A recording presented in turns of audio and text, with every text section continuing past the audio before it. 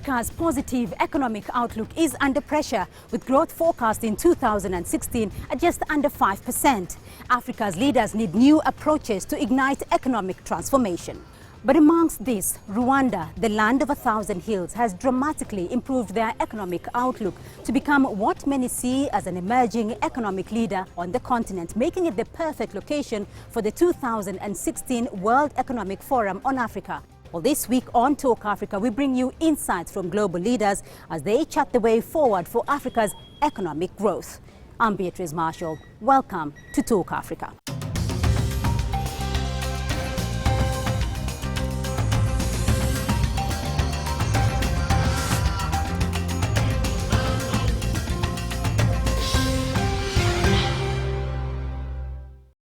Now, the African Union has committed to setting up a continental free trade area by 2017. Now, Africa's global trade share is at 3%, and intra-Africa trade stands at a paltry 13%. So is this target date achievable? And how can African leaders increase their market share? Well, I sat down with global trade leaders to find out how in this exclusive CCTV Africa debate. May I welcome now my distinguished guests for this session. Ms. Arantxa Gonzalez, she's the Executive Director of the International Trade Center. Ambassador Liu Guijin, he's a former special representative of the Chinese government on African affairs, and he's from the Ministry of Foreign Affairs of the People's Republic of China. Ambassador Michael Froman, he's the US Trade Representative. Mr. Siyabonga Gama, he's the Chief Executive, Transnet South Africa, and Tarek Sultan Al-Essa, he's the Chief Executive Officer and Vice Chairman of the Board of Agility from Kuwait, and he's also the co-chair of the World Economic Forum on Africa. Arantxa Gonzalez, I'm going to start off with you for this session. Given that Africa's share of the global market is only 3%, and Africa's 90% of her trade is external, in terms of boosting intra-Africa trade, in terms of boosting Africa's trade on the external market, what's being done? Where are we with that whole situation of creating a continental free trade area by 2017? Well, a lot is being done. We just need to make sure that what is being done is in the right proportions. A lot is being done by architects and engineers, you know, the big guys that build the construct, that build the concept, that is going to make trade possible. But below the engineers and below the architects, we need the plumbers, we need the painters, we need the carpenters. So it's not just about big visions, not only about understanding what's the end goal, but it's also taking all this myriad of little obstacles to trade. That is what's preventing today Africa to trade more, starting with itself, huge potential not exploited, and then also take advantage of their location to export with the rest of the world. And the big name of the game in that respect is called non-tariff barriers. Tariffs today are below 5%, but non-tariff barriers can cost businesses up to 40% of the value of the trade they are trying to trade on. So it's about building the big infrastructure, the big vision, the big agreement, but it's also making sure you get the carpenters, the plumbers, and the painters to do their job. And with that, you would have done 50% of the work. That's what makes trade possible. But you still have to make trade happen. And for that, in my view, it's about investing in supporting small and medium enterprises in this continent, supporting women in business, the 50% of our economies that are untapped, assets that we can leverage much more towards this goal of boosting the trade of the continent. Before we come to Africa's intra-African trade, let's look at Africa's partnerships here. And China and Africa trade has skyrocketed over the last 10 years, Ambassador Liu there, and China-Africa trade is now standing at something like $300 billion here. What is it that has made China skyrocket in terms of its trade partnerships with Africa? What is driving that? Well, I think in the past 20 years or so, China's bilateral trade with Africa as a continent has been growing at quite fast speed, a double-digit speed. But unfortunately, due to the impact of the big commodity prices dropping and the international financial crisis, so that space of growth between China and Africa in trade has been slowing down in the past 2 years. Last year, it dropped something around 19%. That is not due to the fact that China reduced its import from Africa. It's mainly due to the dropping of the prices of big commodities. But anyhow, China has been remaining as Africa's biggest trade partner since 2009 and still remains so. And China, the government has launched the program which we call trade and investment facilitation. So China is sincere to come into that kind of partnership. And while we will stress trade, particularly stress on the innovation of the trade, say cross-border e-commerce, that would be a kind of new growing point. And another point is that the government will encourage the entrepreneurs from China and the manufacturing factors to move into Africa so as to create jobs for Africa and to make African goods more value-added and to make enhance Africa's capability of producing more competitive goods and commodities which can be exported to the outside world. So that kind of partnership is so very important. Michael Froman, I'll come to you with the US-Africa trade here, and I'll take a look here at AGOA. AGOA trade peaked in 2008, and it was at about $80 billion. It has sort of been in a steady decline since then. 68.2 billion in 2011, 43.1 billion in 2012, 34.8 billion in 2013, and 23.2 billion in 2014. Why the slight decline? Well, most of that decline is in fact the decline of our purchase of oil from the continent because we're producing more oil ourselves. So we're importing less oil, and of course there's been a decline in oil prices. We tend to look at the impact of AGOA not on oil and mineral exports, which aren't really affected by AGOA, but we look at the non-oil, non-mineral exports, which have quadrupled under AGOA since 2000. It was about 16 years ago this month, I think, that President Clinton signed the AGOA legislation, but a lot has changed since then. A lot has changed in Africa in terms of its growth and the diversification of some of its economies, its demographics, spread of technology. A lot has changed in terms of its trade relationships with itself, as you mentioned, on regional integration, whether it's the growth of the regional economic communities, the tripartite free trade area, or the work towards a continental free trade area, but also Africa's trade relations with the rest of the world. One thing we've learned over the years is that trade preferences, tariff preferences alone are not sufficient, that we need to look at the whole ecosystem, including the supply side constraints. And that's one reason we put such emphasis on things like trade facilitation and our work with the East African community and Trademark East Africa on trying to reduce the costs of transporting products from farm or factory to market. It's also one reason we put emphasis on Power Africa. It's hard to manufacture if you don't have reliable, affordable sources of electricity. So we're trying to look at the whole ecosystem and not just the trade preferences side. Mr. Gama, there, you're in the pipeline, you're in roads, you're in building infrastructure in South Africa, looking at infrastructure that can support intra-Africa trade, looking at infrastructure that can support regional trade. Where are we with that infrastructure that can support Africa's trade? Yeah, I think from an infrastructure perspective, what we are seeing in Africa is really the lack of interconnectivity.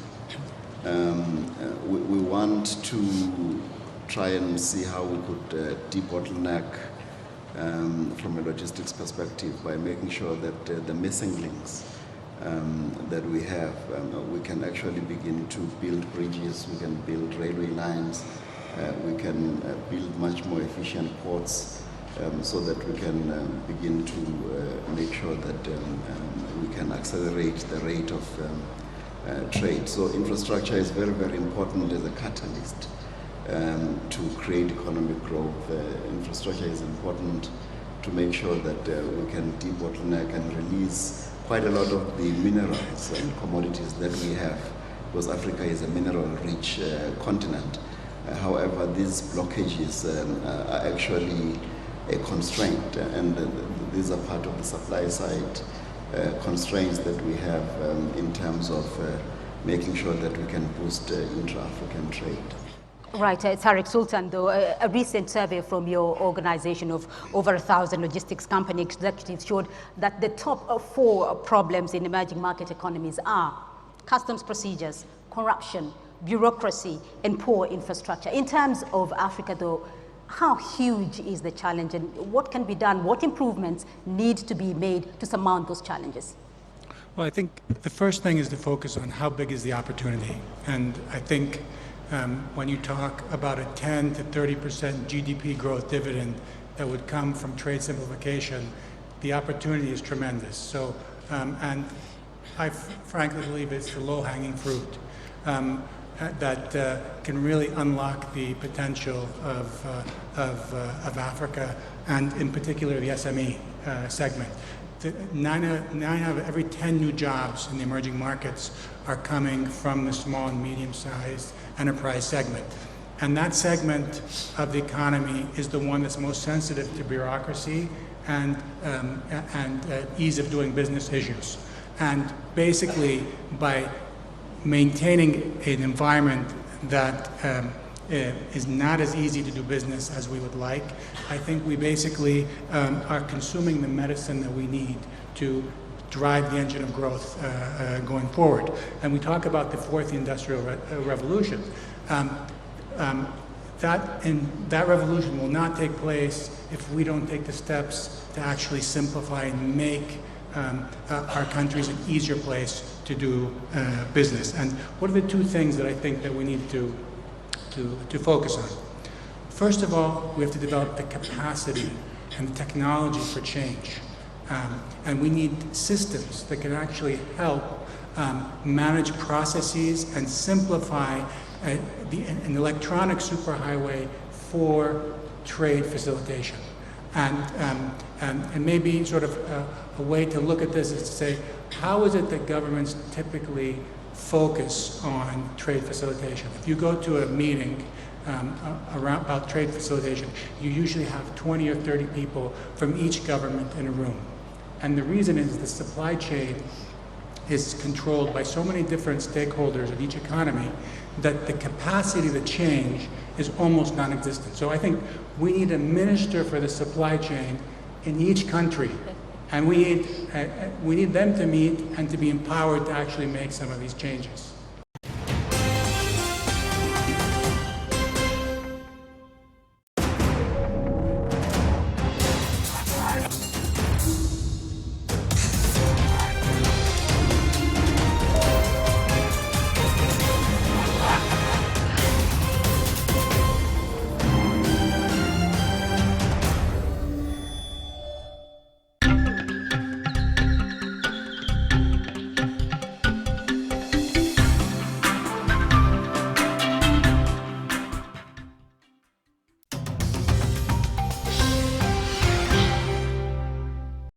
Right, Rancha Gonzalez, I want to come with you though with the comment that was made at this forum in the past couple of days, and several people have been asking, Africa is talking about trading with itself, but what exactly will Africa be trading with? Does Africa have what Africans need? Without the processing aspect of it, what will Africa be trading in internally?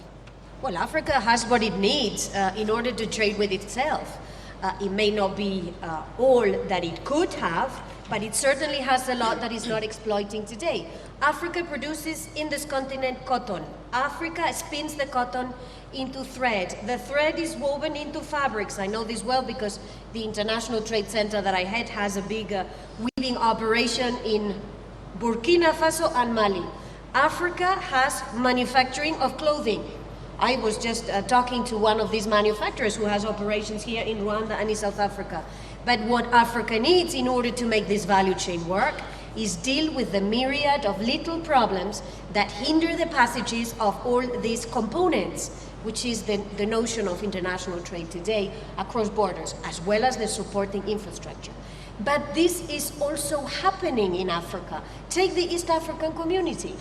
these value chains are working in East Africa. Why? Because they have decided to go granular and take these obstacles to trade, give ministers a screwdriver to start locking and unlocking the nuts and bolts that you need to make this work. Let me give you a very concrete example. In East Africa, they've done away with roaming charges.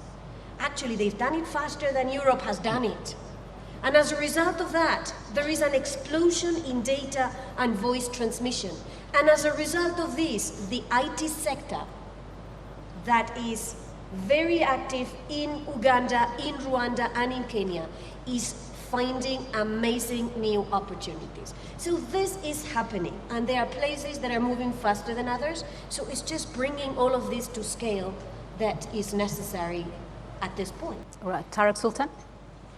Yes, I mean, our company in particular is focusing on those sorts of solutions. In particular, we've recognized that companies and SMEs, what do they need to basically do business? They need power, they need secure environment, and they need modern facilities.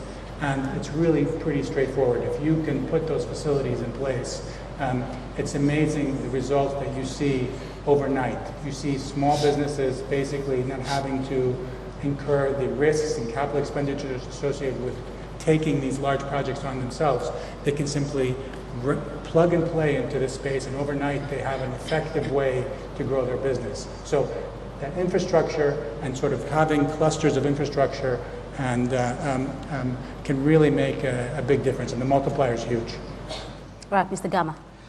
Yeah, I just wanted to come in and add that I think that the development of regional value chains at that level of granularity is actually quite an important aspect in terms of building from the bottom up.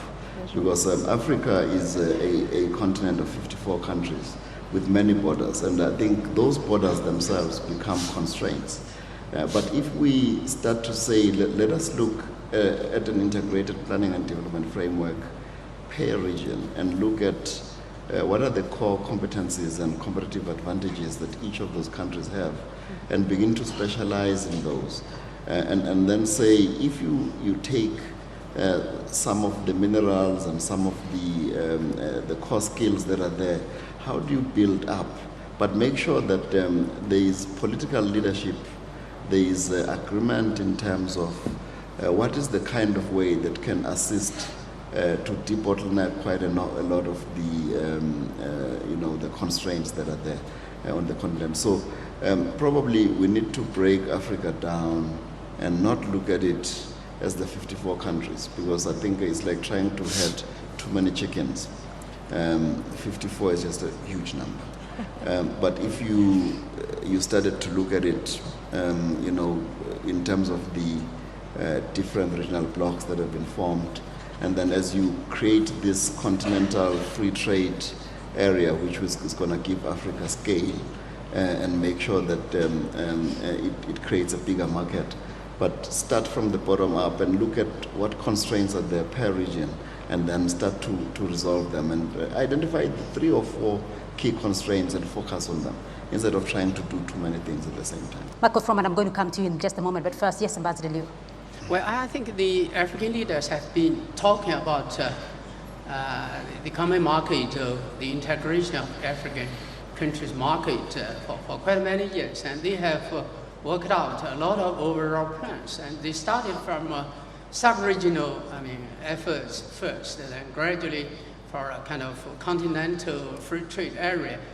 But I don't think the implementation of those brilliant plans or strategies have been that strong. I think they need to further enhance the capacity of implementation and to remove not only the tariff barriers, but also some of the psychological or practical kind of differences among different regions and different countries of the African as a continent.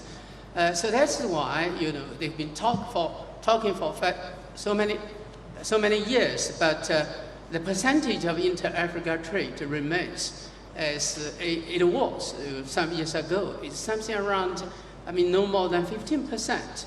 the overwhelming majority of the trade in Africa was with the outside world. I think they need to show more political willingness and do more work in implementing the plans they worked out. And we're going to be putting that question to Africa's leadership, but not on this forum today. Michael Froman. You know, Thomas Edison, the famous American inventor, said, vision without execution is hallucination. And we've had a lot of vision, and now we need execution. And regional integration is difficult, and multi-party free trade agreements are difficult, and it really requires political level leadership to set the tone and set the timetable and make sure that all the alignment is there on those who have to execute. Arantxa Gonzalez. I want to give a signal that there are places in the African continent where this is happening. So let's recognize what is happening and let maybe emulate or learn from what is happening. And I see in what is happening, again, for example, in this region, in East Africa, a combination of factors that make for a successful implementation of regional integration. One is very clear top-down leadership and vision. But this is not enough. Again, vision without execution is not, we don't go very far. There is also a lot of bottom-up. It's businesses and a good dialogue between the public and the private sector to make sure that the real issues that matter for the private sector get addressed by the trade policy makers. And three, the third ingredient, extremely important, monitoring mechanisms. I mean, I know for a fact that the presidents in East Africa summoned their East African ministers or ministers for East African integration to say, okay, you said you would do this, have you done it? And this is how you make progress. Top down, bottom up, and monitoring. Let's hear from the private sector, Tariq Sultan. Well, I think part of the challenge is, that at least in Africa, is that we look at customs as an organization that develops revenue for the government. And I would argue that if we could change the way that we think about customs and trade and change it to a model that is actually managing processes between partners in a frictionless electronic way, I think we'd get a lot further in terms of GDP development and growth than we would by the revenue that we're giving up from customs. So I think we need to think about what it is we're trying to achieve. We don't need new border stations. We need frictionless borders where there's an electronic system that's actually minimizing the friction and the way that goods move between countries. If we can do that, then I think that the capital and the talent and the sort of entrepreneurs here in Africa will have plenty of opportunity to invest locally. I don't think the solution is for external capital. I think there's plenty of capital here that needs to be put to work, but it will never get there if we can't make it an easier place to do business. And you'll see, obviously, if we're able to achieve this, you'll see that the numbers, the inter-African trade will increase dramatically. And that's the low-hanging fruit. So we've got to change the way that we think about customs and trade facilitation to meet the sort of demands of this fourth industrial revolution. Right. Let me just come back now to the whole question of opportunity, because Tariq Sultan, you talked about there is opportunity on the continent in terms of increasing Africa's market share. Let me start off with you, Ambassador Liu there. In terms of increasing Africa's market share from a Chinese perspective, what is it that Africa needs to do? Well, I think personally that they need to further integrate the continent. Should be done by three dimensions. One is that infrastructure, because only by developing quite good infrastructure so that you could reduce the transportation fee, facilitate the trade, not only within Africa, but between Africa and the outside world.